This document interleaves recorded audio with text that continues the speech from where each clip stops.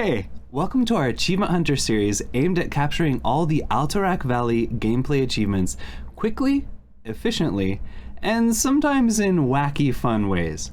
We're hybridizing our in-depth guides and our quick and dirty guides into a new format that covers one standard deck and one wild deck per achievement.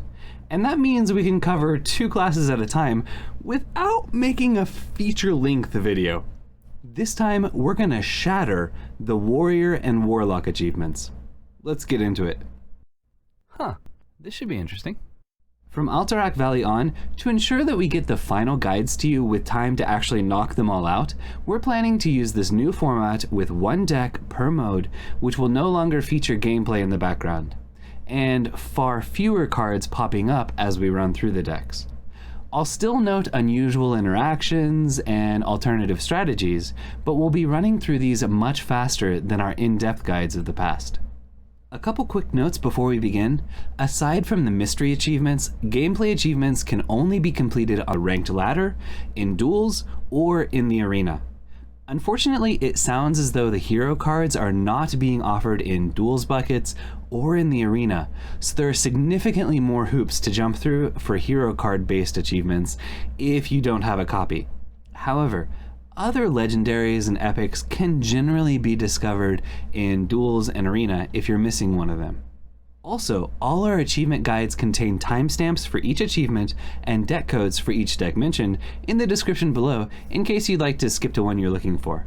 Now, let's chase these achievements down. Let's start with the 3-tier achievement for Warrior, ultimately calling on us to deal 400 damage with Iceblood Garrison. The standard deck we're recommending is not nearly as fast at getting progress towards the achievement as the wild deck we're introducing, but it's a lot of fun and had a decent win rate across a small sample size. There are some really nice synergies within this Iceblood Frenzied Menagerie deck with the frenzy effects, and the Glory Chaser taunt package proved to be a much more reliable draw engine than initially anticipated. There's a link to a highlight video with the deck in the description as well, in case you'd like to see the deck in action. One note before we switch to the wild deck, spell damage does increase the whirlwind effect from Iceblood Garrison, so you could consider swapping out a Shield of Honor, the Cruel Taskmasters, and Frothing Berserkers for a Blood Mage Thalnos, a couple Guild Traders, and a pair of To the Front, which will help towards the next achievement as well. The win rate will likely drop below 50% with those changes, but you can get a little faster progress with those adjustments. However, if you'd like to knock this achievement out in as few as 4 games, we'd recommend hopping over to Wild and trying out this Iceblood Artificers Warrior. As mentioned, Iceblood Garrison does increase with spell damage, and that applies to Moarg Artificers too. The mana cost nerf to Moarg Artificer hurt this combo quite a bit, but with double discounts on a couple combo pieces thanks to Emperor Thaurissan and Drakari Enchanter, it's still a fairly reliable way to get 112 damage with the Garrison in a single turn. You could swap Thaurissan and a Drakari Enchanter for 2 copies of To the Front for dual achievement progress in this one as well. We stuck with dropping bodies on the board, but the To the Front version might actually be easier to pull off the full combo. You can play Iceblood Garrison on the turn before if you weren't able to discount everything enough, and then the combo turn is to drop both Moarg Artificers alongside Drakari Enchanter and Mad Summoner. The Summoner will ensure a full board, and the Enchanter will make the Iceblood Garrison trigger twice, even on minions that would die from the first trigger, ensuring 112 damage. If the full combo is proving too difficult to pull off with the extra costed Moarg Artificers, adding a few extra low cost spell damage minions to the deck might even allow you to pump out a little extra damage per combo turn you go in on. 2 Mad Summoners and 4 to 6 turns with the Garrisons, because Drakari Enchanters do eat an extra turn from the Garrison when they're out there, will allow you to get quite a bit of progress per game. Good luck dragging opponents into your lair and forcing them to play according to your terms. Before the expansion hit, there was a lot of hype around a charge OTK with the new To the Front spell and Captain Galvangar. While that deck hasn't proven terribly strong, we decided to take things to the next level for this achievement and include a second charge OTK package alongside Captain Galvangar. Uncle Drek Wants You enlists our aid in saving 100 mana on minions with To the Front. The combos in this deck will give you 8 to 12 progress per time you pop off. If you're not familiar with the main combo, when you have 9 or more mana and you've managed to gain 15 or more armor earlier in the game, play double To the Front, drop Captain Galvangar, copy him with Faceless Manipulator, and plop Battleground Battlemaster between them for a 36 damage combo. The secondary OTK combo in this deck is to have played Reflecto Engineer with Grommash in hand, making him a 9/4, and on the combo turn, start with double To the Front, enrage him with Sword and Board, so he jumps to 15 attack, and copy him with Faceless Manipulator for 30 charging damage. Though no Sword and Board alongside 2 Faceless Manipulators will give you 3 9/4 Groms for 27 damage and a frightening board left over. The opponent might think they're safe if they survive one or a partial combo, but can they handle everything you can throw at them? Usually not. However, once again, we find that Wild opens the door for much faster progress on this achievement. This Echo Taunt To the Front uses Phantom Militia and Snip Snap as ways to completely flood the board alongside To the Front for 9 mana. Snip Snap can stack a couple times to get you an extra little bit of progress. And with help from Dead Man's Hand, while it's extremely unlikely, it is possible you could complete this entire achievement in one game. This is the deck we used to knock this out, and it had a pretty nice win rate along the way. Best of luck enlisting the Echo cards to fight on the front with you. And the final Warrior achievement until the mini set arrives is what happens when encouraging us to smash a minion into the enemy hero for lethal with Rokara the Valorous's weapon. This does require having a copy of the Rokara hero card, so if you don't have her, Vanessa Van Cleef and Plagiarize and Rogue, or a miraculous weapon steal and kill with Cobalt Sticky Finger and Wild may be your best bets. Vanessa and Plagiarize both make the cut in the Secret Agent Rogue we'll be introducing in the Shaman and Rogue guide coming soon, so keep an eye out for that if you're looking for an alternate option. If you're watching this a little later, check the description and there may already be a link to the Shaman and Rogue guide. Since this one actually requires winning with the weapon hit into a minion to complete, we figured that putting the opponent to within an inch of dying with one of the strongest decks in the game before playing Rokara would be a good idea. So this Rokara raiding deck uses a Quest Warrior shell, inserting Rokara and Polkelt for when Rokara isn't feeling valorous enough to join our hand naturally. So just smash your opponent around with what is currently the top tier 1 deck until your opponent foolishly plays a minion big enough to kill them, and then let the unstoppable force do its thing. Of course, if you have summoned the Juggernaut, wait to play Rokara the Valorous until you're ready to kill the opponent, as you'll only get one shot before getting a new weapon. But that's it for Standard. In Wild, we're recommending the same thing with this Valor Quest Warrior. We really wanted to recommend our line-cracked Valor Warrior inspired by Hysteria, and there is a code in the description if you're interested. But pulling together and discounting all the combo pieces needed for the 40, or, a casual 640 damage, depending on the board, proved far too challenging on the ranked ladder for us to recommend it as the Wild deck for this achievement. If you're looking for a major challenge, try it out. If you're looking to complete this achievement quickly, these Pirate Warriors are your friend. Enjoy showing your opponent what happens when their own minions hit their face. Unlike previous expansions, we're not done after tackling just one class per video. So let's dive right into the Warlock achievements, starting with Get Busy Living, or get busy dying, which demands that we sacrifice 100 minions in the desecrated graveyard. While this graveyard makes the cut in several zoo warlocks, if they're hiding near the bottom of your deck, you could get stuck without minions to sacrifice. That's why we went with Brian Kibler's Phylactery Warlock for this achievement.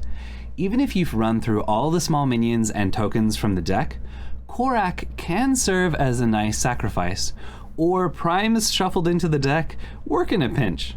Certainly not ideal, but progress is progress. It's a fun deck that can pressure hard with the right draws, yet has potential to go very long and high value. And Dreadlich Tamsin is a nice way to start getting progress towards the next achievement we'll cover. Now, a card you could slot in to increase progress per game in Standard or Wild, which didn't make the cut in Kibler's deck, but does make the cut in our Wild build, is Educated Elic. Just as Mad Summoner is an MVP for board damage achievements, the Elics are MVPs when it comes to spells and shuffling. In this Desecrated Eggs deck, we were often able to shuffle an extra copy of Desecrated Graveyard and a Wicked Shipment or two to counter fatigue and get us a few extra turns of progress. It still took a while, but it was interesting, and the deck had a palatable 45% win rate across 22 games. By the way, if you toss Reflecto Engineer in one of these decks for a game or two and play one of the eggs, you'll knock out the Reflecto Failure achievement as well. Just a heads up. Have fun forcing some eggs to get busy living. Now on to the achievement for Warlocks that requires shuffling and drawing a whole lot of Dread Imps. Dreading this one. It takes quite a few games to summon 200 Dread Imps, but there's no need to dread doing it. Sorry, I had to. Dreadlich Tamsin definitely makes this one go quite a bit faster, but she's not required since we also have Seeds of Destruction to shuffle quite a few Dread Imp Rifts into our deck. The standard deck we went with is a Control Questlock, which is decently quick at drawing towards the Seeds or Dread Imp Rifts with cards like Hullbreaker and Fellfire in the Hole. There's a little bit of counter synergy between Bristleback and Scavenger and the Rifts, but it still performed decently well while getting us a fair amount of progress per game. However, as we often discover, there's a much more efficient way to knock this out in Wild, thanks in large part to Augmented Elic. This deck took us from about 50 progress on this achievement to 200 across the course of 8 games. And not only did it have a good win rate, but quite a few of the games were absolutely bonkers. Mainly against priests who copied our deck after we shuffled 40 or so primes and a few dozen Dread Imps into the deck. I honestly wish I had been recording, as a couple of the games would have made wacky fun highlights. We may have to play it on stream a couple times just to highlight it anyways. Whatever the case, with both Elics to shuffle a whole lot of extra Seeds of Destruction and Rifts into the deck, both copies of Plot Twist to summon quite a few imps onto the board at once after you've shuffled a couple of Rifts, and Dreadlich Tamsin to keep adding even more, you can knock this one out very efficiently. I will note that we had quite a few games where our hand was overflowing due to expensive primes stopping us from playing more than one card per turn. So keep that in mind in the early game when considering how many times you want to tap. With how wacky the games with this deck turned out, I don't think there's any need for you to be dreading this one. Have fun with it. The last hurdle for Warlock is a one and done achievement with Hollow Abomination, where we have to honorably kill a legendary minion using it. The honorable kill can be done with its 1 damage battle cry, or once it's on board and perhaps has a few extra stats. The deck we're introducing for Standard is this Hollow Quest deck with lots of spells dealing various amounts of damage. Mortal Coil for 1, Touch for 2, Drain Soul for 3, etc. With the intent of setting up a reliable honorable kill on an enemy legendary. However, I should note that at the time of recording this, it seems several of the achievements are still bugged. So until they fix this, even if you set up the perfect kill with Hollow Abomination, it won't give credit for the achievement unless the legendary minion was honorably killed from full health. That means that if the opponent has a Blood Mage Thalnos or a Jandis Barov, you can complete this achievement with Abomination's Battlecry. But it should be much easier to tackle this once they fix it. So you may want to hold off on going after this one in Standard until then. But if you have Treachery in Wild, then you can knock this one out very quickly with this Treacherous Abomination Warlock. All you have to do is give your opponent Patches, Thalnos, or Morose with Treachery and play Hollow Abomination. That's it.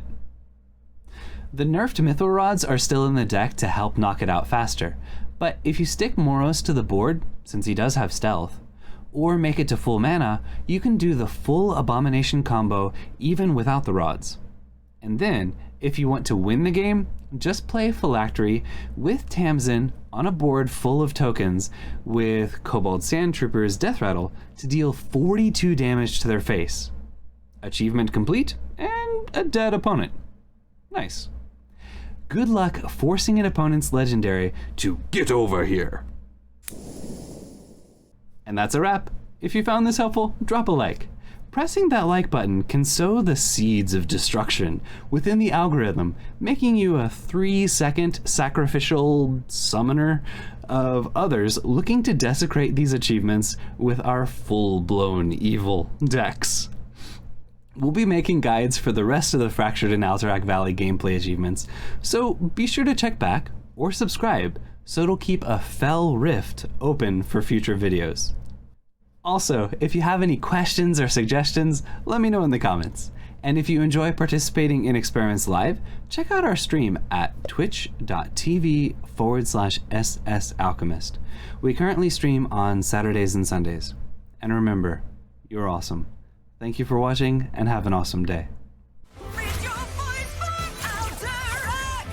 Just remember, never fall back. Never fall back. Hold the bridge, push the ridge. Never fall